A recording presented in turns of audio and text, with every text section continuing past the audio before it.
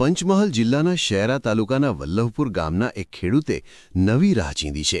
ખેડૂત નરેન્દ્રસિંહ સોલંકીએ ગાય આધારિત પ્રાકૃતિક ખેતી અપનાવીને જમીનની ફળદ્રુપતા વધારી છે. વિઝાના નામે છેતરપિંડી અને ચેક રિટર્નના વધતા કિસ્સાઓ વચ્ચે કપડવંજ કોર્ટે એક મહત્વપૂર્ણ ચુકાદો આપ્યો છે. કોર્ટે 35.57 લાખના ચેક રિટર્ન કેસમાં આરોપી હિતેશ નગીનભાઈ પટેલને 1 વર્ષની સાદી કેદની સજા ફટકારી છે. અમદાવાદ-વડોદરા એક્સપ્રેસ હાઇવે પર મંગળવારે વહેલી સવારે નડિયાદથી આણંદ વચ્ચે આવેલા ફતેપુરા ગામ પાસે એક ગમખ્વાર અકસ્માતની ઘટના બની હતી. પૂરપાટ ઝડપે જતી ટ્રકે સર્વિસ લાઇન પાસે ઊભેલી 3 પિકઅપ વાનને ટક્કર મારતા એક વ્યક્તિનું ઘટનાસ્થળે જ મોત નીપજ્યું હતું. 3 ઝોનમાં પાણીજન્ય રોગના કેસ વધતા અમદાવાદમાં પાણીપુરી વેચનારા સામે હેલ્થ વિભાગની કાર્યવાહી. બહેરામપુરામાં અસહ્ય ગંદકી વચ્ચે પામોલીન તેલમાંથી તૈયાર થતી પૂરી, સડેલા બટાકા, ચટણી સહિતના જથ્થાનો નાશ કરાયો. ધ્રાંગધ્રા તાલુકાના રામગઢ ગામે રહેતા યુવાન સાથે લગ્નનું નાટક કરી રૂપિયા તથા સોનાના ઘરેણાં લઈ છેતરપિંડી કરી હતી. આ મામલે ધ્રાંગધ્રા તાલુકા પોલીસ મથકે ફરિયાદ નોંધાતા પોલીસે વધુ તપાસ હાથ ધરી છે. દસાડા તાલુકાના રામાગીરી પીવાના પાણીની ગંભીર સમસ્યા અંગે ગ્રામજનો અને આગેવાનોએ જિલ્લા કલેક્ટર સહિત તાલુકા વિકાસ અધિકારીને લેખિત રજૂઆત કરી છે. ગામનું તળાવ ખાલી જઈ જતા કૂવામાંથી ગંદુ અને દુર્ગંધયુક્ત પાણીનું વિતરણ કરવામાં આવતું હોવાથી રોગચાળાની દહેશત વ્યાપી છે. વડોદરામાં ડોક્ટરની બેદરકારીના કારણે કિશોરીના પેટમાં કોટન રહી જતા તેની તબિયત ફરીથી બગડી હતી. સારવાર દરમિયાન કિશોરીનું મોત થતાં પરિવારે ડોક્ટર સામે ગુનો દાખલ કરવાની માગણી કરી છે. વાવ થરાદના સુઈગામમાં ગોલબ નેસડા ગામમાં અને ભારત પાકિસ્તાનની બોર્ડરથી 30 કિલોમીટર પહેલા એક 800 એકર વિસ્તારમાં એક વિશાળ ગૌ અભયારણ્ય આકાર લઈ રહ્યું છે, જે ગૌસેવાની દિશામાં એક ક્રાંતિકારી પગલું સાબિત થશે. પાટનગર ગાંધીનગર દૂષિત પાણીને કારણે ટાઇફોઇડની ચપેટમાં આવ્યું છે. નલ સે જલ યોજના થકી ઘર ઘર સુધી શુદ્ધ પાણી પહોંચાડવાની ડેંગો હાંકવામાં આવી રહી છે, ત્યારે કેન્દ્રીય જળશક્તિ મંત્રાલયે જ ગુજરાતની કડવી વાસ્તવિકતાને ઉજાગર કરી છે. અમદાવાદ શહેરમાં ટ્રાફિક નિયમોના ભંગ બદલ નાગરિકો પાસેથી 2 વર્ષમાં કુલ 413 કરોડ રૂપિયા દંડ પેટે વસૂલવામાં આવ્યા છે. આટલો અધધધ દંડ વસૂલનાર પોલીસ કર્મચારીઓને ચૂકવતા પગાર કરતાં વધુ એટલે કે 413 કરોડની આવક સરકારી તિજોરીમાં થઈ છે. ચેકિંગ દરમિયાન કબજે કરેલું 4.68 લાખનું 2.5 કિલો ચરસ પોલીસ સ્ટેશનમાં જમા કરાવવાના બદલે પોતાના મળતિયાને ગેરકાયદેસર રીતે વેચવા માટે આપી દેનાર ટ્રાફિક કોન્સ્ટેબલ શૈલેષ ચૌહાણની ધરપકડ કરાઈ. સુરત શહેરને નશામુક્ત કરવાના અભિયાન હેઠળ સુરત સ્પેશિયલ ઓપરેશન ગ્રુપને એક મોટી સફળતા મળી છે. સુરતના પૂણા વિસ્તારમાં રહેણાંક વિસ્તારની આડમાં ચાલતી એમડી ડ્રગ્સ બનાવવાની હાઈટેક લેબોરેટરી પર પોલીસે બાતમીના આધારે દરોડો પાડીને પર્દાફાશ કર્યો છે. બીઓઆઈના નામે ઠગાઈ. નિવૃત્ત બેંક મેનેજરને life time free credit card આપવાના નામે 25.48 લાખ ખંખેર્યા. વડાપ્રધાનના ગુજરાત પ્રવાસને પગલે પોલીસ તંત્ર એલર્ટ. 12 જાન્યુઆરી સુધી તમામ રજાઓ કેન્સલ. આગામી 10થી 15 જાન્યુઆરી દરમિયાન વડાપ્રધાન નરેન્દ્ર મોદી ગુજરાતના વિવિધ શહેરો અને જિલ્લાઓની મુલાકાતે આવશે. વડોદરા શહેરના નિઝામપુરા વિસ્તારમાં આવેલી એક ખાનગી બેંકના કેશ ડિપોઝિટ મશીનમાંથી ₹500ના દરની 17 નકલી નોટો મળી આવતા ચકચાર મચી ગઈ છે. ચકચારી રાજકુમાર જાટના શંકાસ્પદ મોત મામલે ગુજરાત હાઈકોર્ટમાં ચાલી રહેલી સુનાવણીમાં મહત્વનું સમાચાર સામે આવ્યા છે.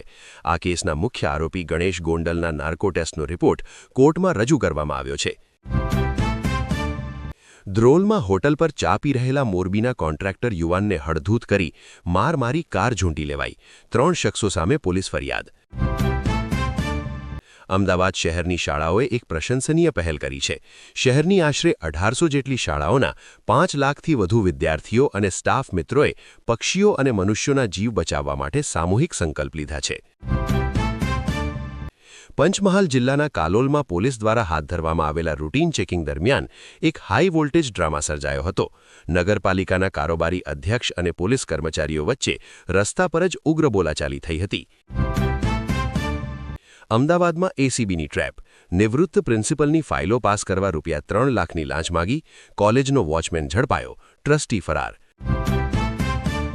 સમગ્ર ગુજરાત રાજ્યના દરિયા કિનારાઓ પર દેશવિરોધી તેમજ આતંકી પ્રવૃત્તિઓને રોકવા માટે તેમજ ગુજરાતની તમામ અલગ અલગ સુરક્ષા એજન્સીઓની સતર્કતા ચકાસવાના ભાગરૂપે રાજ્ય સરકાર દ્વારા 2 દિવસ માટેની સાગર સુરક્ષા અંગેની કવાયત શરૂ કરવામાં આવી છે.